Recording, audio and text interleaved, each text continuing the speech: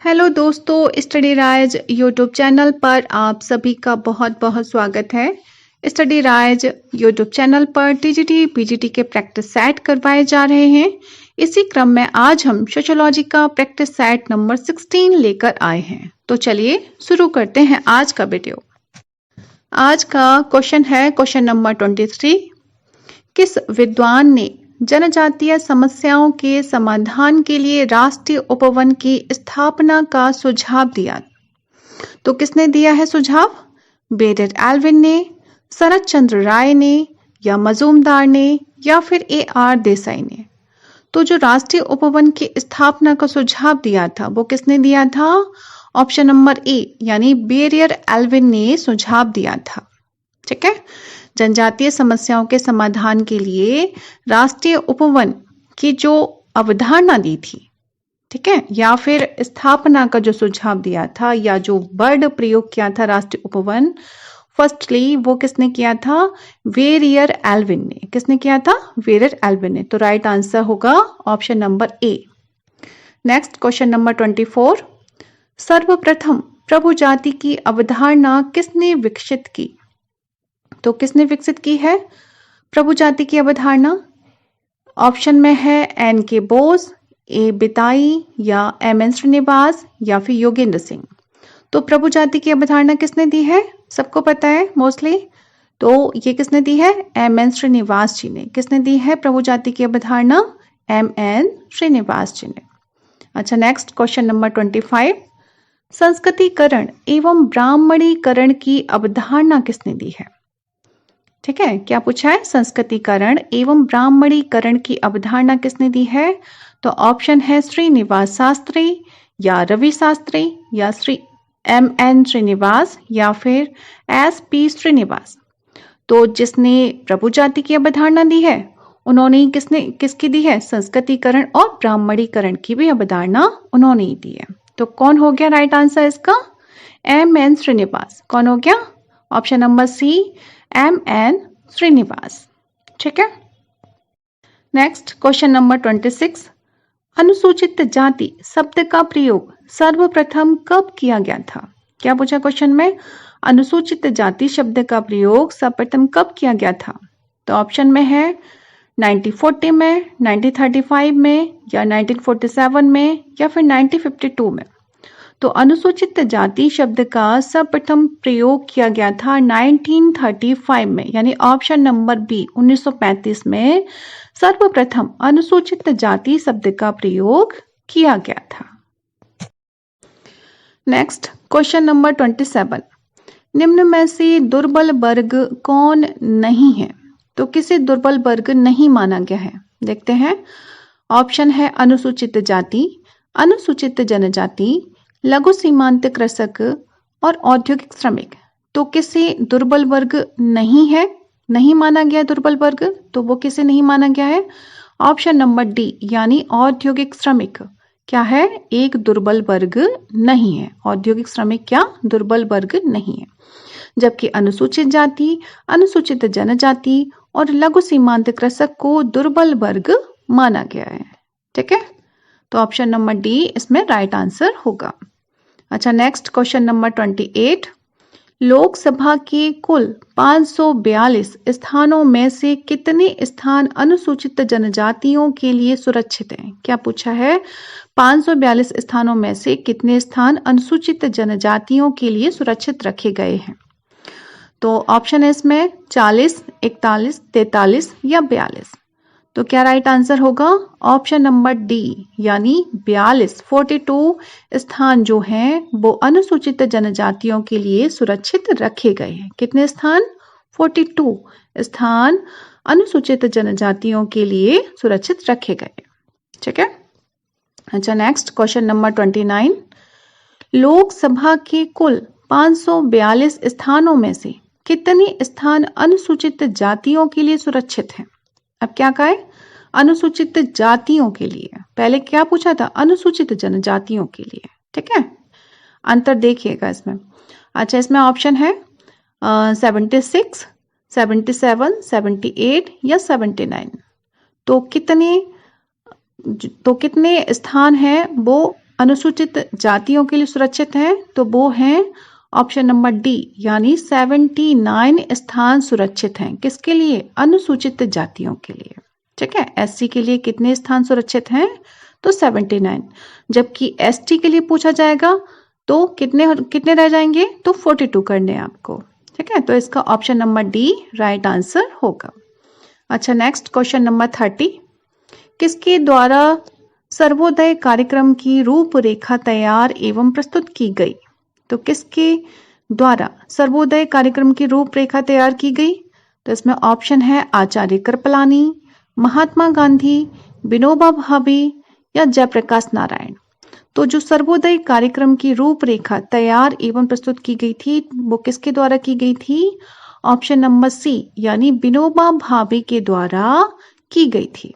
विनोबा भावे किससे जुड़े हुए हैं? सर्वोदय आंदोलन से, है ना? तो इसका राइट आंसर क्या होगा? ऑप्शन नंबर सी, Vinoba Bhave. Next question number 31। Uttar Pradesh जमींदारी उन्मूलन व भूमि सुधार अधिनियम कब लागू हुआ? तो कब लागू हुआ उत्तर प्रदेश जमींदारी उन्मूलन व भूमि सुधार अधिनियम? तो इसमें ऑप्शन है 15 जुलाई 1951 को, 5 जुलाई 1953 को, या 1 जुलाई 1952 को, या फिर 1 जनवरी 1955 को। तो ये कब हुआ था उत्तर प्रदेश में? तो ये हुआ था 15 जुलाई 1951 को, यानी 15 जुलाई 1951 को क्या हुआ था? उत्तर प्रदेश जमींदारी उन्मूलन व भूमि सुधार अधिनियम लागू किया गया था। ठीक है, तो ऑप्शन नंबर ए इसका राइट आंसर होगा।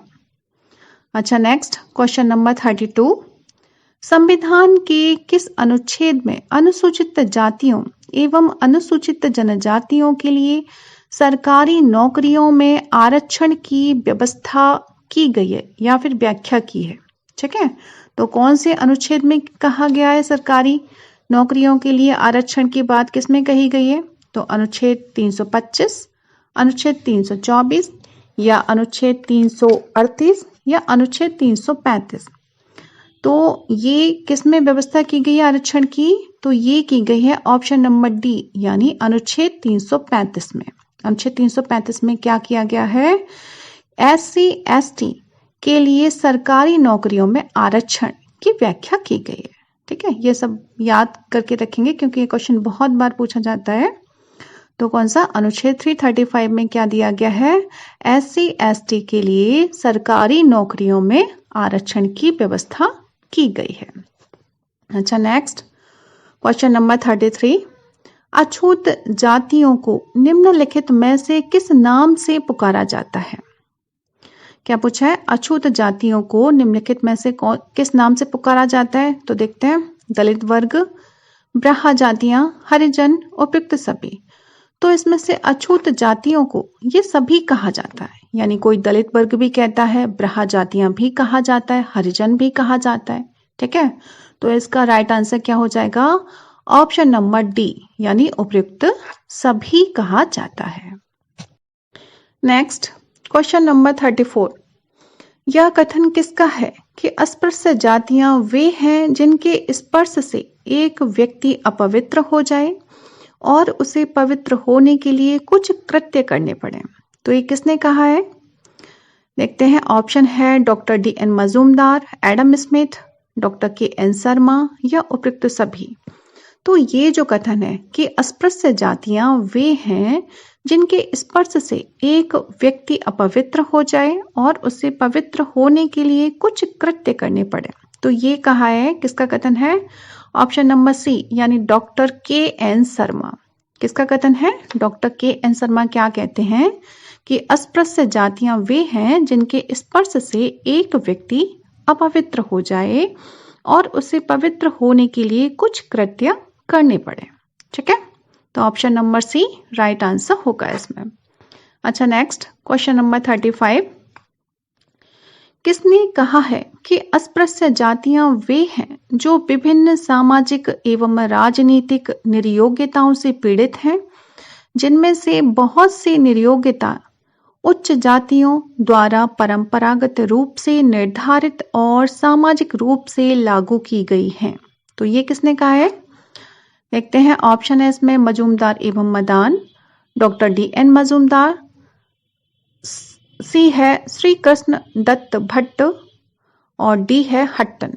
तो ये किसने कहा है कि अस्पृश्य जातियां वे हैं जो विभिन्न सामाजिक एवं राजनीतिक निरयोग्यताओं से पीड़ित हैं, जिनमें से बहुत सी निरयोग्यता उच्च जातियों द्वारा परंपरागत रूप से निर्धारित और सामाजिक रूप से लागू की गई हैं।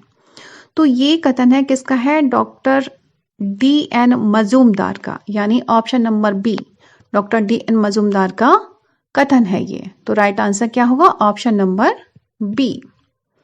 अच्छा, नेक्स्ट देखते हैं क्वेश्चन नंबर 36। निम्नलिखित निरयोग्यताओं पर विचार कीजिए। अब ये निरयोग्यताएं दी गई हैं, पढ़ते हैं क्या है। फर्स्ट है इसमें उच्च स्थिति के ब्राह्मणों की सेवा प्राप्त करने के अयोग्य हो। दूसरा है इसमें सवर्ण हिंदुओं की सेवा करने वाले नाइयों, कहारों तथा दर्जियों की सेवा प्राप्त करने के अयोग्य हो। तीसरा है इसमें हिंदू मंदिरों में प्रवेश करने के अयोग्य हो। चौथा है इसमें घृणित पेशे से पृथक होने के योग्य हो। और पांचवा है सार्वजनिक सुविधाओं का उपयोग करने के अयोग्य हो। अब क्या है इसमें?